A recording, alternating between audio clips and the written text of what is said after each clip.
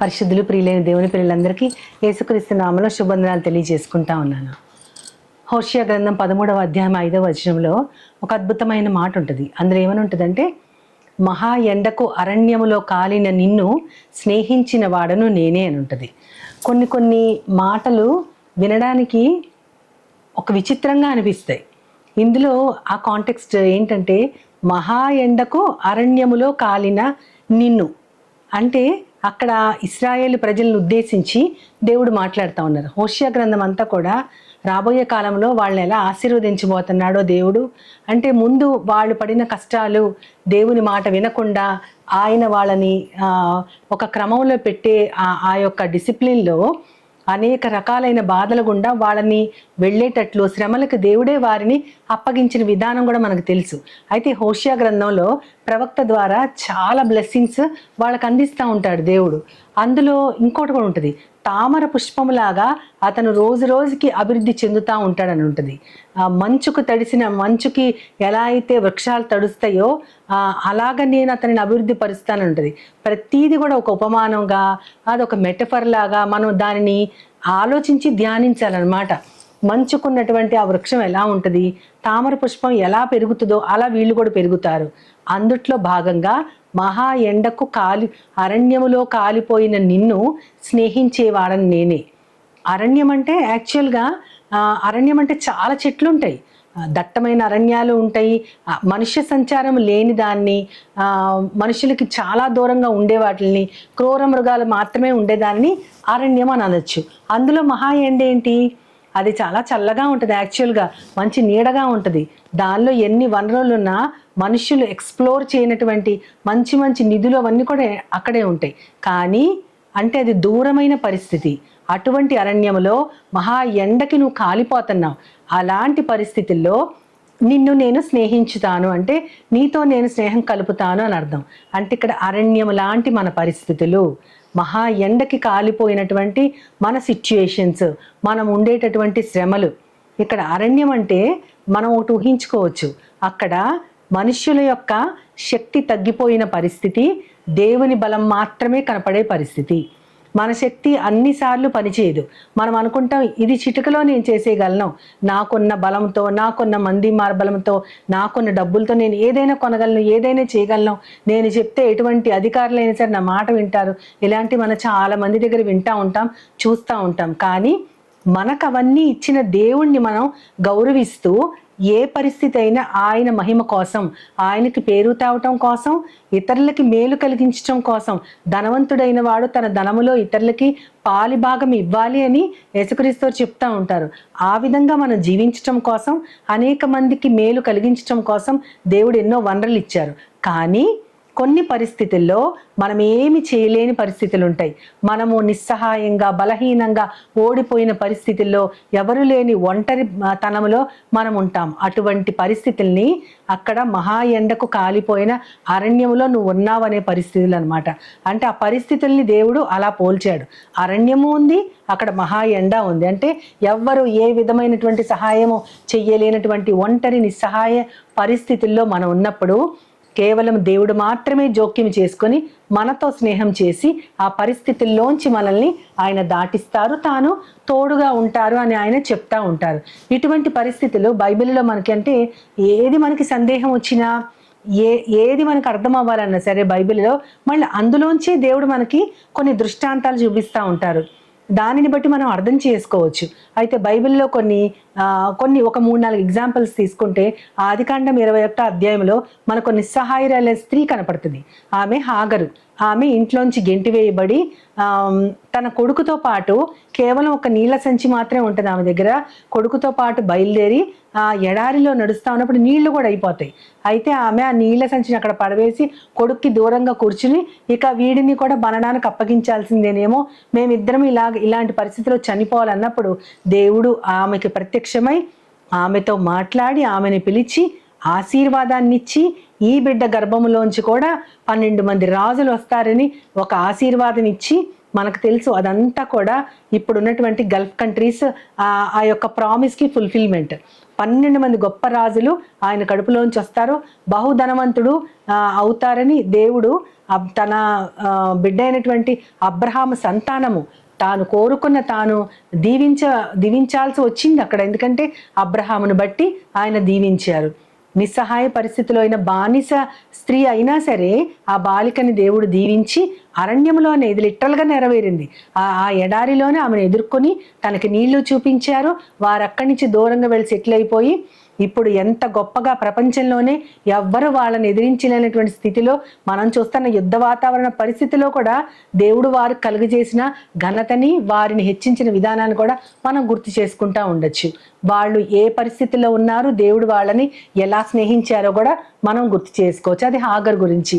అదేవిధంగా మనము ఏలియా గారిని చూస్తే ఆయన రాణి చంపుతానని అన్నప్పుడు ఆ యెజబెల్ రాణికి భయపడి ఆయన ఎంతో గొప్ప ఛాలెంజ్ని ఎదుర్కొని అక్కడ అందరి ముందు యెహోవా మాత్రమే దేవుడని మిగతా దేవతల ముందు ప్రూవ్ చేసిన విధానం, మిగతా ప్రవక్తలందరూ కూడా ఆయన ముందు ఓడిపోయిన విధానంలో గొప్ప విజయాన్ని సాధించిన తర్వాత మానవ మాతృలని ఒక రాణి ఆయన మీద ఒక డిగ్రీ అది పాస్ చేసినప్పుడు దానికి భయపడి ఆయన పారిపోయి ఆయన ఇంకా చాలు ప్రభా, ఇంత మట్టుకు నా ప్రాణం తీసుకో అన్నప్పుడు దేవుడు కాకుల ద్వారా ఆయనకు ఆహారాన్ని పంపించి ఆయనని బలపరిచి ఆయనకి విశ్రాంతినిచ్చి రాబోయే ప్రయాణంలో కూడా ఆయనని బలపరిచిన గొప్ప దేవుడు. తన యొక్క మాటలతో, ఆహారముతో, విశ్రాంతితో తన బిడ్డను ఆయన బలపరిచాడు. ఏలియా ఎటువంటి పరిస్థితుల్లో ఉన్నాడంటే నిజంగా అది కాలిపోయే పరిస్థితి. అంటే ఒక దేశపు రాణి గారు తనకి వ్యతిరేకంగా జారీ చేసినటువంటి ఆజ్ఞ అది ప్రాణాంతకమైనటువంటిది, మరణం ఎదుర్కోవాల్సినటువంటి పరిస్థితి. దానిని కూడా దేవుడు ఆయనకి సహాయం చేసి దాని నుంచి, ఆ పరిస్థితుల నుంచి తప్పిస్తూ ఏలియాను స్నేహించిన దేవుణ్ణి మనం గుర్తు చేసుకోవచ్చు. అంతేకాకుండా ఇశ్రాయేలీలు 40 సంవత్సరాలు ఎడారిలో నడుస్తూ వారు పగలు ఎండ రాత్రి చలి, అంత భయంకరమైన పరిస్థితుల్లో అగ్నిస్తంభంతో, మేఘస్తంభంతో వారిని కాపాడారు. అంతేకాకుండా ఎడారిలో ప్రతిరోజు ఏ పూట కాపూట దేవదూతల ఆహారం అనే మన్నాని కురిపించిన గొప్ప దేవుడు. దాన్ని ప్రిజర్వ్ చేయడానికి మంచును కూడా దాని మీద కప్పుతాడు దేవుడు. అంతేకాకుండా అన్ని 12 లక్షల ప్రజలకి ఆయన నీరు దయచేసిన దేవుడు. ఏది వాళ్ళకు కొదువు చేయలేదు. వాళ్ళు ఒక నాన్ వెజ్ ఆహారం కోసం అడిగినప్పుడు పూరేళ్లను కూడా వారికి రప్పించిన దేవుడు. వారి యొక్క ప్రతి అవసరం కూడా ఆయన తీర్చిన దేవుడు. మరి ఇది కూడా అక్షరార్థంగా ఎడారిలో కాలిపోయే పరిస్థితిలో దేవుడు వారిని ఆయన ప్రామిస్ చేసిన ప్రదేశానికి తీసుకెళ్తున్నారు కాబట్టి వారిని స్నేహించిన దేవుడు. అదేవిధంగా దావీదు మహారాజుని మనం చూడగలిగితే గనక ఆయన పారిపోయి ఒక చోట గుహల్లో వాటిల్లో దాక్కుంటూ సౌలు రాజుని ఎదుర్కోలేక ఇంకొకసారి కొడుకు చేసినటువంటి ఆ తిరుగుబాటుతనాన్ని ఆయన ఎదుర్కొంటూ ప్రయాణిస్తా 2 సార్లు కూడా మనకి ఆయన ఏ విధమైన పరిస్థితుల్లో ఉన్నారో కనపడతా ఉంటుంది. అలాంటి ఎక్కడెక్కడో గొప్ప మహారాజుగా బతికి అంతమంది లక్షల మంది ప్రజల్ని ఏలినటువంటి ఆయన చివరికి ఆ రాజు తరుగుతున్నప్పుడు ఆ శత్రువుల నుంచి ఎదుర్కోలేక ఆయన దాక్కున్న పరిస్థితిలో ఆయన రాసిన కీర్తనలో ఒక మంచి మాట ఉంటుంది. ఏమనంటే, నీ కృప జీవము కంటే ఉత్తమము, నా పెదవులు నిన్ను స్తుతించును. జీవము అంటే అక్కడ ఆయన ఎప్పుడైనా సరే ఆయన్ని చంపేసే పరిస్థితుల్లో, అటువంటి పరిస్థితుల్లో కూడా దేవుణ్ణి స్తుతిస్తున్నాడు ఆయన. నీ కృప అంటే అది ఒక దయ కాదు, జాలి కాదు, ఏమి కాదు. కృప అంటే అర్హత లేకుండానే నేను దాన్ని ఒక గొప్ప బహుమానాన్ని పొందానయ్యా, అంత గొప్ప కృపకి నేను పాత్రునయ్యాను. అది ఇప్పుడు నేను పొందిన జీవం కంటే ఎంతో ఉత్తమం. అందుకనే నా పెదవులు నిన్ను స్తుతిస్తున్నాయి, నిన్ను గణపరుస్తున్నాయని అటువంటి మాట అట్లాంటి పరిస్థితుల్లో పలికిన దావీదు మహారాజుని దేవుడు తన హృదయానుసారుడుగా మెచ్చుకున్నారు. ఆయనను స్నేహించి ఆ తర్వాత ఆయన కలుగజేసిన ఘనత కూడా మనకి తెలుసు.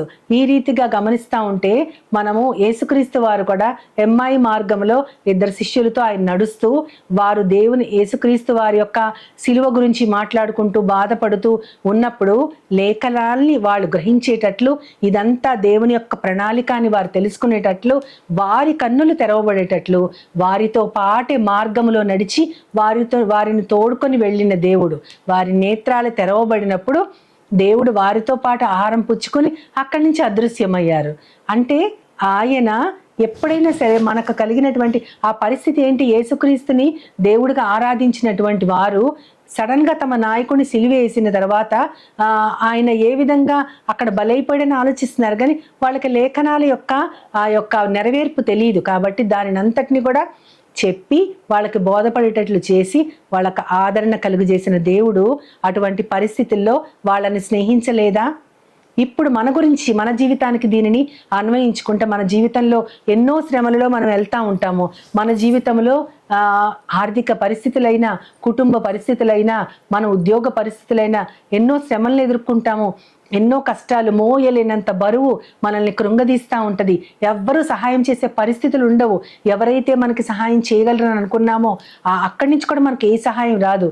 అట్లాంటి పరిస్థితుల్లో తోడు లేక ఒంటరిగా నిలబడిపోయిన మనకి నేనున్నాను అనే ఆ తోడుని ఇచ్చేటటువంటి వాడే దేవుడు. అద్భుత రీతిలో మనం ఊహించినటువంటి విధానంలో మనకి సహాయాన్ని ఆయన దయచేస్తాడు.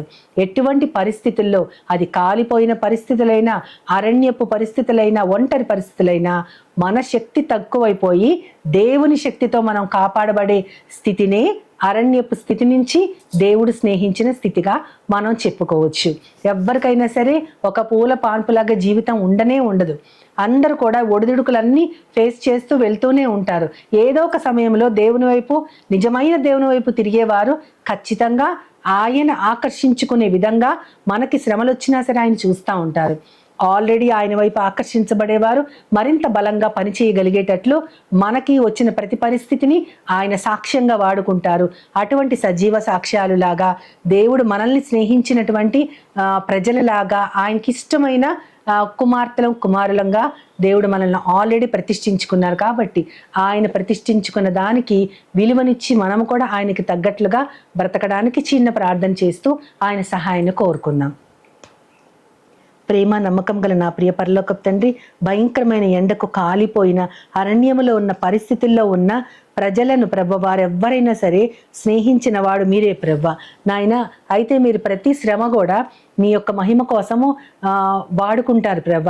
అనేక మంది మేలు కోసం దాన్ని తిప్పగలరు దేవా ప్రభ. మేము దానిని గమనించి మేమందరం కూడా అటువంటి భాగ్యానికి నోచుకొని నీతో స్నేహించబడిన ప్రజలుగా, యెహోవా చేత ఆశీర్వదించబడినటువంటి బిడ్డలుగా మేమందరం ఉండాలని నన్ను, మమ్మల్ని అందరినీ చేతులకు అప్పజెప్పుకుంటూ నీ ప్రియకుమారుడు, నా ప్రియ ప్రభైన యేసుక్రీస్తు వారిగా వారితో కోరి ప్రార్థిస్తున్నాను పరమ తండ్రి.